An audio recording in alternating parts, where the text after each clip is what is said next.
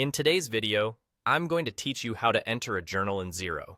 If you're new to this powerful accounting platform, or just looking to refine your skills, you've come to the right place.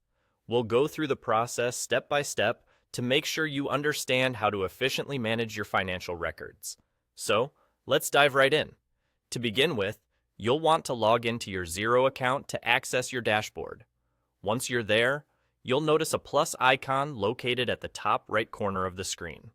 This little symbol is your gateway to initiating various actions within Xero. Go ahead and click on that plus icon. It'll bring up a menu of options that will help you navigate through different tasks you might want to accomplish. Among these options, you'll find one labeled Manual Journal. Selecting this option is crucial because it's specifically designed for the task we're tackling today: entering a journal. By clicking on Manual Journal, you open up a new window where you can carefully input the details of your financial transactions. Now, let's move on to entering the details of your journal entry. This step is all about precision and clarity. You'll need to fill out a few important fields to ensure your financial records are accurate. This typically includes specifying the date of the transaction, detailing the accounts involved, and clearly defining the debit and credit amounts. Don't forget to add a meaningful reference or description of the transaction. This note will help you, or anyone else looking at the records later, to understand the context behind the numbers.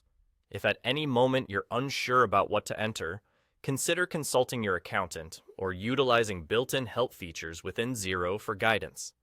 Accuracy here is key to maintaining reliable financial data, so take your time. Now, once every field is filled out and the details have been double-checked, you'll notice two options at the bottom of the window: Post and Save. Clicking Post will finalize and log the journal entry. Alternatively, if you need to revisit these details later or are waiting on further information, you might choose to hit Save. This allows you to keep your work secure and accessible for future edits. And there you have it, as simple as that. Entering a journal in Xero is straightforward once you know where to navigate and what information needs to be recorded. By following these steps, you can ensure all your financial records are not only accurate, but also well organized. Thanks for watching, and I hope you find this guide helpful in managing your financial data more effectively. If you have any questions or need further clarification, feel free to reach out through the comment section below. Enjoy using Xero and happy accounting.